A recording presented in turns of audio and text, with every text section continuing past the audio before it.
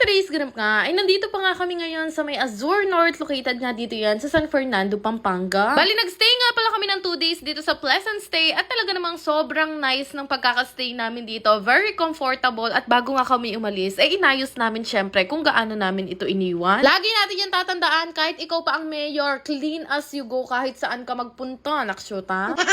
Kung naghahanap nga rin kayo ng maganda, comfy at budget-friendly na pwede nyong pag-stayan, mag-book na rin kayo sa Pleasant Stay dito nga yan sa Azure. After that, ay dumiretso nga kami ng Robinson Star Mills dahil malapit nga lang to. At syempre, nagpunta nga ako ng salon at alam nyo ba kung ano ang ganap ko ngayon? Nagpakulot nga ako dahil magpaparenew lang naman ako ng passport. Naksyota, pekalago ko pa. Ang galing nga dito sa may DFA Robinson Star Mills, konti nga lang yung nakapila, kaya naman dire-diretso lang ako nagpa-renew. Ang kainaman pa dito, iba nga yung place ng renewal, iba din yung place nung mag-a-appointment o mag-a-apply pa lang ng passport. Mag-out of the country kasi kami next year at kailangan kong magpa-renew ng passport kahit hindi pa nga expired yung passport ko. Bali, ayun nga, alam niyo naman na nagpa-surgery kasi ko, kaya kailangan kong papalitan yung picture ko, pero pag ganun pala, kailangan mo nang ipa-renew agad yung passport mo. Bali, nang hingi nga lang ako ng medical certificate at yun lang naman yung kailangan nilang requirements tapos na-renew na nga agad-agad. So, hindi pala requirements ang pagkukulot ng buhok. Pagbalik nga namin dito sa Robinson, nakita ko nga tong A-standy ko, napaling nga at nilapitan ko nga para ayusin. Diyos ko, pinagbabangga pala ako ng mga bata. Naksyuta. Magla-lunch na nga kami at may bagong bukas nga na resto dito. Ito nga yung Chooks at gusto nga namin subukan kasi first time lang namin ito matitikman. Alam niyo ba guys na sobrang fan na fan ako ng Chooks to go. Bata pa lang ako. Nung kabataan ko nga sa barangay namin, kapag ka ang ulam nyo ay Chooks to go, ay talaga naman mayaman kayo.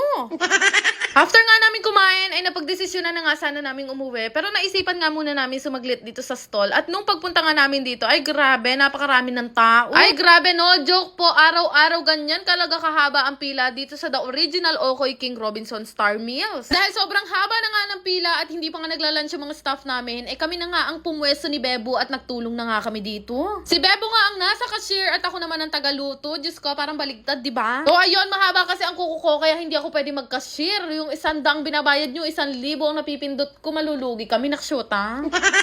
Pero ayun nga, grabe talaga yung mga bata ngayon kasi kahit mga okoy gustong-gusto na nila, hindi yata nila alam na gulay yung kinakain nila. Kakatuwa lang din kasi ang gaganda ng mga reviews, tapos may mga iba't ibang mga vloggers din na nagpupunta sa amin at sinasabi nilang sobrang worth it nga daw nitong okoy namin. Siyempre, higit sa lahat, abot kaya ng lahat to dahil 19 pesos lang ang isa, 35 pesos naman ang dalawa, sangka pa. Kaya naman kung nagtataka ka pa rin kung bakit sobrang haba palagi ng pila dito sa The Original Okoy King, ang tanong, natikman mo na ba? Ayan tayo natikman mo na silang lahat, si Okoy King lang ang hindi. Charis!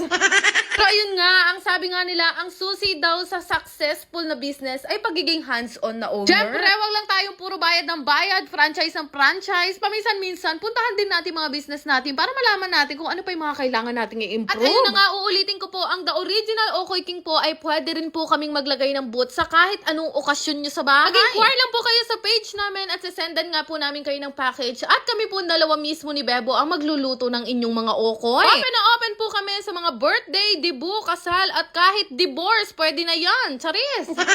Len mo na yung anak, Diyos ko, pilane kayang mans nining kaburiking okoy. O diba, kung nahihirapan kayong pakainin yung mga anak nyo, dalhin nyo sa The Original Okoy King ng mabusog. Muli po, maraming salamat po sa mainit na pagtangkilik sa aking ukoyan at malapit na nga rin magbukas ang aming Clark branch. At Diyos ko, nakakapagod talaga yung araw na to dahil hanggang closing kaming jumuti ni Bebo. Sabi ko nga, dapat pinapasahod rin kami ng mga staff namin. Halos araw-araw nga ay nandito na kami sa Robinson Star Mills. Ang sabi ko nga kay Bebo, Diyos ko, pwede na tayong maging botante nitong San Fernando. Naksyota.